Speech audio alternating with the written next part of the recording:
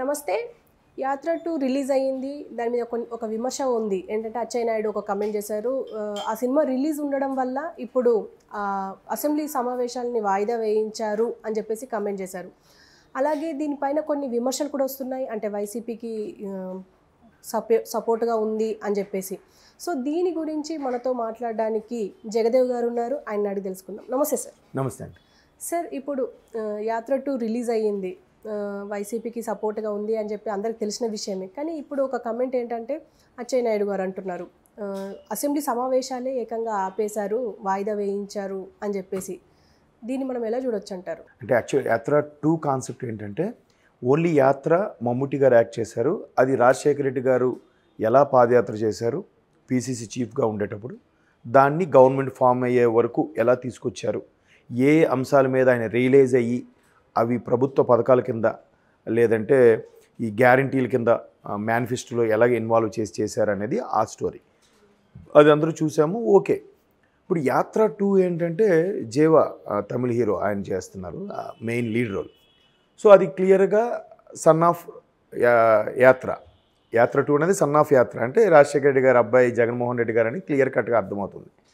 కాకపోతే అది క్లియర్గా అంటే వార్ వన్ సైడ్ అన్నట్టుగా, వాళ్ళు ఇదంతా తాడేపల్లి స్క్రిప్ట్ లాగే అన్నట్టుగా టీడీపీ వాళ్ళ అభియోగం.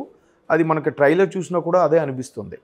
ఆ మధ్యకాలంలో వర్మ గారు తీసిన వ్యూహం కూడా మీరు చూస్తే అది కూడా సేమ్. అందులో చంద్రబాబు గారు అరెస్ట్ ప్రస్తావన కూడా చూచాయిగా ఉంటుంది. అరెస్ట్కు ముందు ట్రైలర్ వచ్చినా కూడా, అంటే అక్కడికి ఒక 3 నెలల ముందే పిక్చరైజ్ చేసుంటారుగా.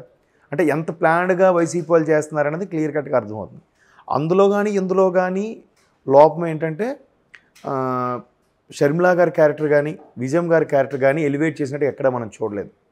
ఆయన అరెస్ట్ అయిన తర్వాత ఒక విధంగా పార్టీని ఆ స్థాయిలో నిలబెట్టి 2014లో కొన్ని సీట్లు గెలుచుకున్న 2019 వరకు పార్టీ బతకగలిగిందంటే బికాజ్ ఆఫ్ షర్మిలా గారు.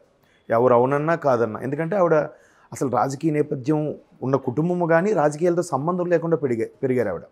సో అటువంటి ఆవిడ ఒక్కసారిగా ప్రజల్లోకి వచ్చి పాదయాత్రలు చేసి, ఓదార్పు యాత్రలు చేసి, స్పీచ్లు ఇవన్నీ ఇచ్చి, ఆవిడ వాయిస్ బాగాలేదని చాలా ట్రోల్స్ కూడా అయ్యాయి.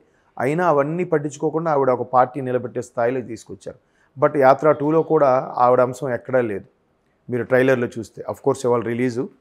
సో వాళ్ళు రిలీజ్ కాబట్టి ఆ కార్యకర్తలు ముఖ్య నేతలు అందరూ కూడా చూడాలనే ఉద్దేశంతోనే కేవలం అసెంబ్లీ సమావేశాలు వాయిదా వేశారు అన్నట్టుగా కూడా టీడీపీ వాళ్ళు విమర్శిస్తున్నారు. ఆబ్వియస్లీ అదే కనిపిస్తుంది కదా అక్కడ. ఇక వేరే ఎంత ఇంపార్టెంట్ వర్క్ ఉన్నా, ఏ శాఖకు మంత్రికి సంబంధించి ఆ శాఖ వాళ్ళకి కానీ లేదా ఎమ్మెల్యేలు కానీ ఎవరికి ఇంపార్టెంట్ వర్క్ ఉన్నా ఆ రోజు గైర్హాజరు అవుతారు అసెంబ్లీ సమావేశాలకు మహా అయితే. బట్ సమావేశాలు అయితే కంటిన్యూ అయిపోవాలి కదా. అట్లా చేయలేదు. ప్రముఖ నేతలు ఇంకెంతమంది రావట్లేదో దానికి చూడడానికి వెళ్ళారో లేదా వేరే ఇతర పనులు తెలియదు, కానీ కేవలం ఆ రిలీజ్ని, ఆ ఉత్సాహాన్ని చూసి అక్కడ వాళ్ళు ఎంత బాగా పెర్ఫామ్ చేశారో దాన్ని ఇక్కడ మళ్ళీ అసెంబ్లీలో చర్చించి ఊరికే అటాక్ చేయడం కోసమే ఇది పోస్ట్పోన్ చేశారు అన్నట్టుగా కూడా అంటున్నాయి. మేబీ అయితే అయ్యుండొచ్చు. చాలా ఇప్పుడు ఊరికే అరెస్టులు చేస్తున్నారని ఉన్నాయి, ఊరికే నోటికొచ్చినట్టు మాట్లాడాలు. ఇంతకుముందు రాజకీయాలు ఎలాగుండేవంటే ఓన్లీ ప్రొఫెషన్ వరకే మాట్లాడేవారు. ఇప్పుడు అలా కాదు కదా. పర్సనల్గా వెళ్ళిపోతున్నారు, ఫ్యామిలీ లైఫ్ వెళ్ళిపోతున్నారు. ఇప్పుడు పవన్ కళ్యాణ్ గారు మాట్లాడారు, ఏమండి పోలవరం ప్రాజెక్ట్ ఎప్పుడు పూర్తి చేస్తారు అంటే మీరు 3 పెళ్ళిళ్ళు చేసుకున్నారు. స్పెషల్ ప్యాకేజ్ తెచ్చారా, మీరు 3 పెళ్ళిళ్ళు చేసుకున్నారు. స్పెషల్ స్టేటస్ మాట ఏంటి, మీరు 3 పెళ్ళి. దేనికైనా అదే ఆన్సరు. అలాగే చంద్రబాబు గారిని కూడా అసెంబ్లీ సాక్షిగా వాళ్ళ మిస్సెస్ మీద ఏదో తప్పు మాట్లాడారని అప్పట్లో పెద్ద దుమారమైంది. అవన్నిటితో పోల్చితే ఈ అసెంబ్లీ సమావేశాలు పోస్ట్పోన్ అవ్వడం పెద్ద సమస్య కాదు. పైగా అధికారం వాళ్ళ చేతిలో ఉంది. బట్ అడ్వైజరీ కమిటీ అని ఒకటి ఉంటుంది కదా. అడ్వైజరీ కమిటీ ప్రకారము ఏదైతే డేట్ ఫిక్స్ చేశారో ఆ డేట్ ప్రకారం వెళ్ళిపోవాలి, ఏది ఎలా ఉన్నా కానీ. సభా అధ్యక్షులు ముఖ్యమంత్రి, సభా అధ్యక్షులు స్పీకరు, సభలో నాయకుడు ముఖ్యమంత్రి, వీళ్ళిద్దరు ప్రధానంగా ఉంటే చాలు. మిగతా ఎవరున్నా లేకపోయినా.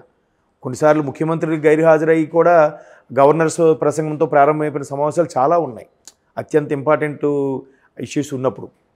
సో వీళ్ళ చేతిలో ఉంది కాబట్టి వీళ్ళే అనౌన్స్ చేసి పోస్ట్పోన్ చేసుకునే అధికారం ఉంది, ఆ అవకాశం ఉంది. మొత్తం మీద నెక్స్ట్ ప్రభుత్వం రావాలి అంటే ఇప్పటి నుంచే ప్రజల్లోకి ఏదో ఒక రూపంలో బాగా చొప్పించాలి. జగన్మోహన్ రెడ్డి గారి పథకాలను కానీ, జగన్మోహన్ రెడ్డి గారి పరిపాలన కానీ, జగన్మోహన్ రెడ్డి గారి మీదకి ఎంతమంది అటాక్ చేస్తున్నారు, ఈయన ఒక్కడే అయిపోయాడు అనే విధంగా ఆయన స్పీచ్లో కూడా మీరు అబ్జర్వ్ చేస్తే మీ బిడ్డ ఒక్కడే వెళ్తున్నాడు స్పీచ్ ఈసారి ఎలక్షన్లోకి సిద్ధమా అని అడుగుతున్నాడు, మీ బిడ్డ మీద అందరూ అటాక్ చేస్తున్నారు అన్నట్టుగానే వెళ్తున్నారు. దాన్ని ఇంకాస్త ఎలివేట్ చేయడం కోసం యాత్ర 2ని పట్టుబట్టి మరీ త్వరగా రిలీజ్ చేస్తున్నారు. అంటే సార్ ఇప్పుడు రాజధాని ఫైల్స్ కూడా రిలీజ్ అవబోతుంది, మొన్న ట్రైలర్ కూడా రిలీజ్ అయింది అమరావతిని రిప్రజెంట్ చేస్తూ. అవును, అంటే ఈ రెండింటి మధ్య పోటీ ఉంటుంది అంటారా? ఖచ్చితంగా. అంటే ఎవరు అభిమానులు ఆ సినిమాని చూస్తారు, కేటాయిస్తారు. చాలామంది ఏముందిలేరా ఆల్రెడీ తెలిసిన స్టోరీ దాన్ని ఏం చూస్తాం అనుకునే వాళ్ళు ఉంటారు. ఎవరో మరీ పిచ్చి కూడా కాదు, పిచ్చ ఉంటుంది చూస్తారు ఆ స్థాయిలో, వాళ్ళు వెళ్ళి థియేటర్కి వెళ్ళి చూస్తారు. కానీ ఇది కేవలం పబ్లిసిటీ స్టంట్ కోసం తీసిన సినిమాలు, దీన్ని అంతగా ఇంపార్టెన్స్ ఇవ్వాల్సిన అవసరం ఉండదు. అండ్ మోర్ ఓవర్ ఇప్పుడు ఇమీడియట్గా రిలీజ్ చేయడానికి కూడా కారణం ఏంటంటే, ఒకవేళ ఎలక్షన్ కోడ్ డిక్లేర్ అయిపోయింది అనుకోండి, అమల్లోకి వచ్చాక అప్పుడు ఇంక దీన్ని ప్రదర్శించడానికి వీల్లేదు. ఎందుకంటే గతంలో కూడా 2014లో అనుకుంటా లెజెండ్ మూవీ రిలీజ్ అయినప్పుడు కూడా ఇలాగే జస్ట్ ఆ లాస్ట్లో బాలకృష్ణ గారు ఎమ్మెల్యే అయ్యే పాత్ర ఉంటుంది, కొన్ని ప్రభుత్వం మీద వ్యంగ్యంగా కొన్ని డైలాగులు ఉంటాయి. కేవలం దానికోసమే సినిమాని ఆపేశారు ఎన్నిక నేపథ్యంలో. అంటే ఎలక్షన్ కమిషన్ కూడా ఎలా ఆలోచిస్తుందంటే, ఇట్లాంటి సందేశాత్మకమైనవి కానీ చిత్రాల రూపంలో కానీ యాడ్స్ రూపంలో కానీ హోర్డింగ్లు కానీ ఏవైనా ఇంపాక్ట్గా చూపించే బ్యాడ్గా చూపించేవి ఏవైనా ఉంటే దానివల్ల ప్రజలు ప్రభావితులు అవుతారు అని అనిపిస్తే అటువంటివి ఎలక్షన్ కమిషన్ బ్యాన్ చేస్తుంది. సో అట్లాంటి లెజెండ్నే అప్పుడులో బ్యాన్ చేయగలిగింది. యాత్ర 2 అలాగే రాజధాని ఫైల్స్ కూడా బ్యాన్ చేస్తారు. సో ఈలోగా వీళ్ళ మీద వాళ్ళ మీద వీళ్ళు తీసుకోవడం కామన్. కాకపోతే అధికారం వాళ్ళ చేతిలో ఉంది కాబట్టి యాత్ర 2 రిలీజ్ అయింది. మరి రాజధాని ఫైల్స్ రిలీజ్ చేస్తారో అడ్డుకుంటారో చూడాలి. ఎందుకంటే అధికారం వాళ్ళ చేతిలో ఉంది కాబట్టి అది ఏసీటీవీకి ఎవరికో చెప్తారు, మీ థియేటర్లో ప్రదర్శిస్తే మీ థియేటర్ మీద రైట్స్ చేస్తామంటారు. ఏసీటీవీలో సిటీవీలో వాళ్ళు రైట్స్ చేస్తామంటే ఇంకా థియేటర్లో ఏమంటారు, వద్దు సార్ మాకు మేమే సినిమా వేసుకోమని చెప్తారు. ఇంకా అది రాజధాని ఫైల్స్ రిలీజ్ అవుతలేదు చూద్దాం. ఎందుకంటే చాలామంది మేధావులు కూడా ఏం చెప్తారంటే సినిమాని సినిమాలాగే చూడాలని అంటారు. మరి యాత్ర 2 రిలీజ్ చేయగలిగింది, రాజధాని ఫైల్స్ కూడా రిలీజ్ చేయండి.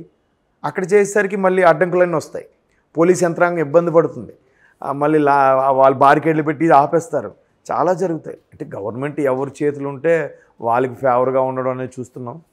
పెద్ద పెద్ద మహానుభావులు, ఎంపీలు, మాజీ ముఖ్యమంత్రులకే అరెస్టులకి ఇవాళ దిక్కు లేకుండా పోయింది.